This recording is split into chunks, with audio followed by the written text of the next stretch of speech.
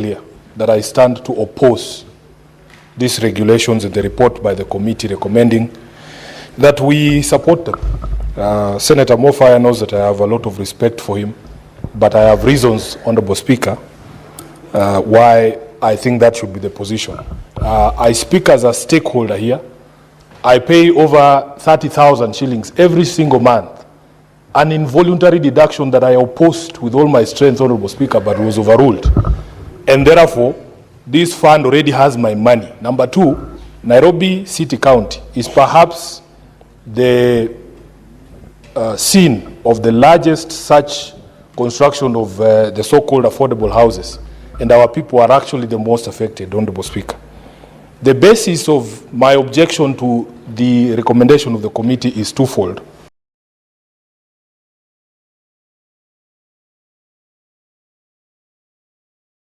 Firstly, it's procedural matters, Honorable Speaker.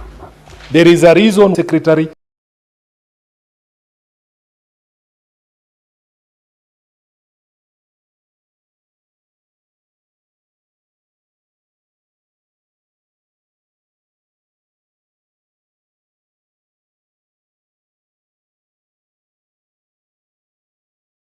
shall time.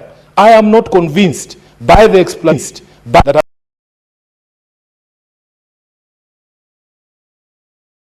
shall outside of that time. I am not convinced by the explanation that has been given by the committee. It was his responsibility. It is dereliction of duty. This is one of the most prominent projects of this administration. There is no way you can tell me that the Ministry of Housing would miss that deadline. I am not convinced, Honorable Speaker. Honorable Speaker, the committee also accepts that in violation of the law, the law requires that the Cabinet Secretary shall submit published regulations. In fact, the regulations that were sent to Parliament were draft regulations. Now, the committee led by Mofaya is telling me, a lawyer who knows the meaning of the word shall and its implications, to ignore the fact that the Cabinet Secretary sent to Parliament draft regulations. It is unacceptable, Honorable Speaker, from where I stand. Honorable Speaker, we are required to approve or reject these regulations within 15 sitting days. The committee there has noted in their own report that those days were to expire on 11th of September. You should have at least struggled or tried to explain to the House whether it was because of the amendment of the calendar that was moved by the majority leader during the impeachment. At the very minimum, please, Senator Gataya, explain to us, because according to my calendar, unless the committee has a different one, today is way past the 11th of September. And Madam Speaker, that is significant for one reason. The law states that if we don't reject within that period, these things stand approved. So I'm standing here wondering, am I, once again, majority leader, engaging myself in an exercise in futility? And that would be an egregious violation of my constitutional responsibility to go through these regulations for the sake of the people who elected me. Honorable Speaker, one of the final things, procedural ones that I thought I would bring up, there was something else.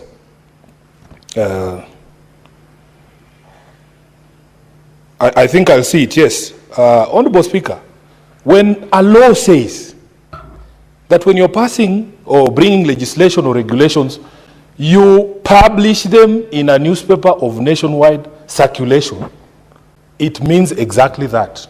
A newspaper of nationwide circulation. Now, everybody knows what the word newspaper means. Everybody knows what wide circulation means. It cannot be stuck somewhere in there in a government supplement or releases from the ministries. Honorable Speaker, the ministry has told us that instead of putting this advertisement in a newspaper such as the Daily Nation, which everybody knows in this country is a newspaper of wide circulation, or the Standard, or both. In fact, the practice I have seen is that when it comes to serious legislation, you put them in both of those newspapers. What they have done, Honorable Speaker, is to circulate this thing in a publication that I personally never read because I consider it illegal and unconstitutional, an affront to the freedom of media. They call it MyGov. Honorable Speaker, if you consider the history of that publication called My Gov, it was out of a desire to punish media houses that were not playing the tune that some of these friends of ours these days sing in public barazas and markets. It was to deny revenue, government revenue, to the mainstream newspapers as a way of making them bend to the will of government. Honorable Speaker, that was the invention of this thing called MyGov. It is tucked in the Tuesday edition of the Star. The Tuesday edition of the Star. I can assure you, my mother did not see that publication. And she's a mother of a very well-learned senator. Down there in the village in Kitinda, she didn't see it. But I am sure she read the Tuesday edition of the Daily Nation that day. So the explanation that is given, Honorable Speaker, is that there was a directive of government that government advertisements be carried in this publication. The question I'm asking myself, Honorable Mwenda Gataya, can a directive of government, which is basically what these things, what do they call them? I see them issued from State House from time to time. It's executive fiat. Can it override a requirement of the law for you to publish these regulations or the law in newspapers of nationwide circulation? And my answer to that is no. Madam Speaker, I am done with the procedural problems that I have with this particular report and with these regulations. Let's go to the substance, the actual provisions. So, according to the report of the committee, these particular regulations are the ones that are supposed to operationalize the Affordable Housing Act. It is supposed to provide for a procedure and criteria for allocation. Now, if you read the regulations, the Act itself has a board. They have said that the procedure for allocation of these particular affordable houses is you must make an electronic application to the board. The criteria is set there. So some of the issues that were being raised by Senator Khalwale, if indeed we put in place in a law a board to be able to be the ones to determine who gets these units of housing, how can anyone else, it doesn't matter their position in the structure of government, be the one allocating houses? And I speak painfully because this is my money. And the initial argument, Honorable Speaker, was that those of us who make an income contributing to this fund so that the people on the lower echelons of society in Mukuru can be able to afford these houses. Are we still serving those people, or these affordable houses paid for by my money very painfully, Honorable Speaker, are available for donations because of someone sitting in the office of head of state? He can decide today that Faith Kipyegon deserves a 2-bedroom house. Faith Kipyegon, for all her glory, surely, you know, she cannot be described as a poor person. She doesn't live in Mukuru. She doesn't live in Mukuru. Why would we pass a law? Why couldn't we just say, this fund is now going to be run from State House and he will decide and determine who gets these affordable houses at whim? Secondly, Honorable Speaker, they have provided for a requirement for a deposit of 5% of the unit price. I have a problem, and the people of Mukuru, the people of Mathare, the people of Kibra in Nairobi have told us, because in Nairobi, as a county government, we are also undertaking affordable housing schemes, and because of the intervention of this Senate, and especially the Senate Housing Committee, we have made sure that there is no requirement for a deposit when you get a unit of an affordable house under the Nairobi County government. Because we know our people, Senator Khalwale, they cannot afford 5% of, I don't know what is the cost of a 2-bedroom house in the new Mukuru. Honorable Speaker, they cannot afford. No wonder many of them, even after getting into those houses, are selling those houses, are renting them out and going back to the slum. They are going back to the slum. Madam Speaker, that requirement of a deposit does not make sense to me, because we have already contributed amounts. I think I've been contributing for over a year now. Can my money be used as deposit for the people of Mukuru? I am never going to apply for those houses. They were not meant for people like me. I have a parliamentary scheme here. I have a house. Honorable Speaker, this one, on behalf of the people of Nairobi, I have to say no. Then they go and create something called deposit assistance, which basically is to tell you that they will give you a loan to get the deposit. They will give you a loan to get the deposit. Senator Gataya, if, for instance, people who have been contributing and actually wanted, a teacher in Buruburu wanted to apply for this house, they have already been paying. They have already been paying. Why are you asking them for a deposit? Then you go and give them a loan. And they have structured, Honorable Speaker, interest bands that depending on how much money you earn. I have a big problem there. Because, Honorable Speaker, if you look at the report of the Kenya National Bureau of Statistics, there are only 387,000 Kenyans as of 2023 who earn over 100,000 shillings. And this figure is critical, Honorable Speaker, for various reasons. You will see there that in these regulations, there are 3 categories of houses. Social housing, which is for people who earn less than 20,000 shillings per month. Then there's something they are calling affordable housing, for people who earn between 20 and 140,000 shillings per month. Then there's this thing called affordable middle income housing, for people who earn over 150,000 Kenya shillings. Out of a population of 55 million people, only 387 as of 2023 earn above 100,000 shillings. You are telling us you are reeling off 200 units per year. Who are you building these houses for? Who are these people you're building these houses for? If you did, of course, they have never even scratched the surface on that promise of 200,000 annually. But, Honorable Speaker, if they build those 200,000 houses in 1 year, and another financial year they build 200,000 so that we have a total of 400,000, the people who would be able to afford those houses would already be exhausted because the number is at 387,000 people only who can afford these houses. We have problems. We have problems with this. Senator Sifuna, can you be informed? No, I am teaching, Honorable Speaker. I'm in the middle of imparting information. Please don't. Okay, proceed. What do you want to inform me? You will have your own opportunity to be able to do this. Honorable Speaker, please, I don't like to be interrupted. This is what they do.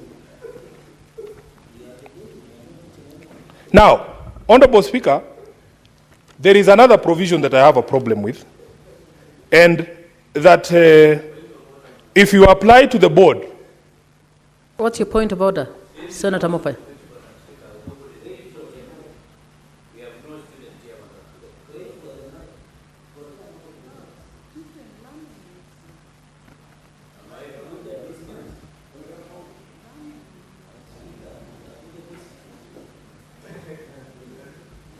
Madam Speaker, you know for a fact there is no point of order. It's one of those frivolous attempts to derail debate.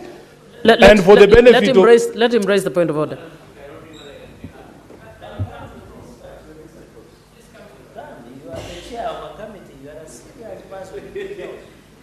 Madam Speaker, I want Senator Sifuna to withdraw and apologize. Though the much I know about this house is a house of registrators. This house of debate. I have not captured any student in the front of this house, so nobody is being taught. So I, as much as I have a lot of respect for Senator Sifuna is debating just like any other registrators in the house. Also, I don't think whether there is any student in this house to be taught. Senator Sifuna. Yeah, Honorable Speaker, I'll proceed to make the point that I was making. My next point about the deposit, Honorable Speaker, the provisions of the regulations are that if you pay that deposit, for instance, and your application is rejected by the board, do you know the regulations say that they don't give you back your money? They take it into something that they are calling a voluntary savings account. I was not giving the deposit so that I saved money. I wanted a house. So if you are unable to allocate this unit to me, give me back my money. I can go and do other things with it. Regulation number on interest, Honorable Speaker, they have set interest on that loan that I talk about between 9% and 3%. Now, let us come to the regulation on consent to sell. Consent to sell. That, Mr. Speaker, Madam Speaker, if you buy this unit and you run into financial ruin, for instance, you are unable to keep up with the payments and you want to sell it, you have to ask for permission to sell the unit. You have to ask for permission from this same board. And, Honorable Speaker, the problem there is that if it is tied to another regulation on default, if you default for 2 consecutive months, the board takes back possession of that unit. That is what the regulations you want us to pass are saying. Honorable Speaker, as far as I know, as a student of law and somebody who understands the Constitution, you cannot interfere with property rights, my ability to own and dispose property, by frivolous regulations such as this. If I run into financial ruin, now for instance, Honorable Speaker, a member of the family is diagnosed with a serious disease like cancer, we are all raising money. I have a unit sitting here and we need money. You are telling me I need to go to somebody else to get consent to sell that house because of extraneous circumstances. And by the way, these regulations also provide that all decisions of this board, you have to, again, ask for what they call review from the same board. And that provision on review of the decisions of the board also goes ahead to specify the only grounds you can raise a point of review with the board. What sort of regime is that? What sort of regime is that? So therefore, Honorable Speaker, I want to submit that this particular provision on consent to sell a unit is unconstitutional. And then they require that you can only apply for that consent to sell after 5 years of completion of payment. They also regulate the price. The regulations regulate the price that at that point when they have told you now you can sell, they have fixed a price for you that you can only sell that unit at prevailing market rates. If I am able to convince Halwale to pay 10 million on a unit that is the prevailing market rate is 5 million, you will tell me no. This violates the concept of willing buyer, willing seller. Perhaps Halwale likes this unit so much and there's enough demand on the unit, they are willing to pay more. How can you tell me that I cannot get more money if I am able to persuade Halwale, Senator Halwale, to pay more? So therefore, Honorable Speaker, I personally have big problems with this affordable housing scheme. I thought it was very poorly thought out. It is actually punitive on the small population of people who actually have a pay slip in this country. I was in Funyula with the Honorable Oundo in Busia County. In the middle of Busia, not even at the town, in the town, somewhere deep there in the rural areas. Yes. I saw they are building 12 floors. And Honorable Speaker, the good thing is that you come from the same region as I do. Where I come from, Honorable Speaker, if your chicken cannot get into that place, you also cannot get in there and sleep there. Because there is no chicken that lives on 12th floor. And this is we live with chicken, you know, for us. They are considered family. So I was looking at those units in Funyula. I was wondering, who are these people? Who are the people who are targeted to stay in these units? And maybe Senator from Busia, the Honorable K. Omtata, can shed light and tell us who are those units meant for. And when you speak to the people in that area, how they wish all that concrete was a hospital, how they wish all that concrete was a school, how they wish, Honorable Speaker, that concrete was something that they actually needed. Because the problem with this affordable housing scheme is that it does not prioritize our needs. The reason why somebody would be given a unit in Mukuru and go back to the slum is because the priority of that person is to eat. The priority of that person is education. The priority of that person is health care. But because this government knows why it prioritizes houses, they will tell you. They will tell you, Honorable Speaker, the people supplying material for that construction, the people supplying sand, the people supplying cement, they are more than happy to build those things. It doesn't matter whether people will ever own them or live with them, because they will already have been paid and they will disappear. That is all that this affordable housing is about. It's about making money for cronies of people in power. 30 seconds. The reasons I oppose strongly. Thank you, Madam Speaker. Senator Majority Leader.